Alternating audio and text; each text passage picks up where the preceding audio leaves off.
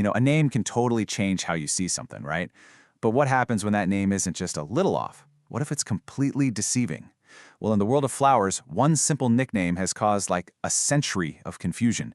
So today we're going to solve one of botany's most beautiful puzzles.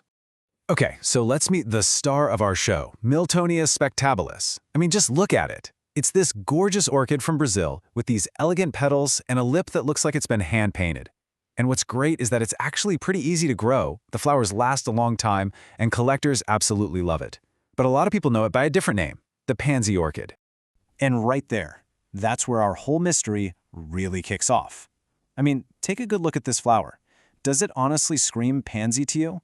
The name is everywhere, but it's created this huge identity crisis in the orchid world. So what's the deal?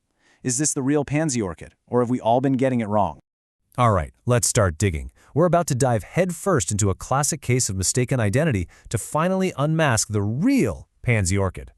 So the whole problem really comes down to this one nickname. It gets thrown around so much that even people who are really into orchids get tripped up.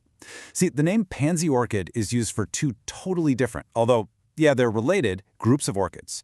One is our Miltonia here, and the other, well, let's just call it a very close cousin. Okay, this right here is the heart of all the confusion. On the left, we've got Miltonia. They're from Brazil, and they love warmer weather. On the right, you've got their cousin, Miltoniopsis, which comes from the much cooler Andes Mountains. But here's the kicker, the really crucial difference. Miltoniopsis flowers actually look like giant, frilly pansies. So while our friend Miltonia gets called the pansy orchid all the time, it's Miltoniopsis that really, truly looks the part. So now that we've kind of cracked the case of mistaken identity, let's get to know the real Miltonia. What exactly makes this group of orchids so special and, well, so Miltonia? The Miltonia genus has some really clear defining features. First off, it's a pretty exclusive club, only 12 species in total. They're epiphytes, which is just a fancy way of saying they grow on other plants, like trees, without hurting them. They have these cool little water-storing stems called pseudobulbs, and each one has 2 leaves. And their flowers? Oh man, they're known for being waxy, lasting forever, and a lot of them have this incredible delicate scent. And one of the biggest clues to their true identity? It's all about location, location, location. Real Miltonia orchids are almost all from Brazil. They are a huge part of that country's amazing biodiversity. And that home address is a major, major clue that separates them from their cool weather cousins up in the Andes. But how did we get into this mess in the first place? To figure that out, we've got to jump in a time machine and go back to the 19th century. This was when European botanists were first finding these plants, and let's just say their filing system was chaotic. So the genus got its very noble-sounding name from a guy named Charles Wentworth Fitzwilliam, also known as Viscount Milton. He was an English aristocrat who was just completely obsessed with orchids. It's a nice tribute for sure, but it's also the start of a very, very tangled history. And wow, this timeline really shows you how nuts it all was. The very first species they found, back in 1834, they put it in the wrong genus completely. Then, just 3 years later, a botanist named John Lindley finally created the Miltonia genus. By 1850, they'd found most of them, but get this. It took until 1976 to find the very last, super rare species. It was just a time of wild discovery and a whole lot of trial and error. I mean, can you imagine trying to put together a puzzle when someone keeps switching out the pieces? That's what it was like for these botanists. They were constantly shuffling Miltonia species around, putting them in other groups like Oncidium and Brassia. It's this whole taxonomic mess that really set the stage for the nickname confusion we still have today. Okay, now for my favorite part of the whole investigation, the visual proof. Let's just take a look at the incredible variety inside the Miltonia genus. This is going to prove once and for all that you just can't stick them in a simple little pansy box. First up, look at this. This is Miltonia flavescens, the very first one they ever described. Check out those long, pointy petals. It's way more like a star than a pansy. Right there, that should have been the first clue that the nickname just wasn't going to fit the whole family.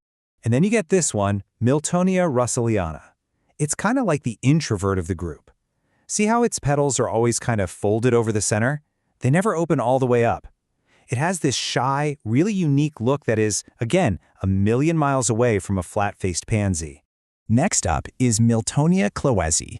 And with those super wide open, pointy, spotted petals, you could totally mistake it for a spider orchid. The variety here is just, it's amazing.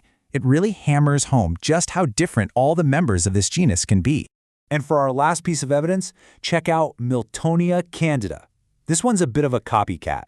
It's the only species where that bottom petal, the lip, actually wraps around the center part of the flower. That's a move you usually see in a totally different and very famous group of orchids, the Cattleyas. Okay, so we've cleared up the identity crisis. Miltonia is its own diverse Brazilian thing, and Miltoniopsis is the real pansy orchid. But hold on, there's one last piece to this story. Miltonia's incredible legacy as, well, a parent. Now, for a tiny genus that only has 12 species, this number is pretty wild. There are 8 known natural hybrids out there in the wild. That means these orchids are just out there mingling and mixing it up all on their own. A perfect example of this is Miltonia x blunti. It's a natural cross between our friend M. spectabilis and that spidery-looking M. cloazy. The fact that they hybridize so easily tells us they probably live near each other and even share the same pollinators, little bees that are flying around mixing and matching their genes all across the Brazilian forests. And this isn't just happening out in nature. Orchid breeders are obsessed with Miltonia.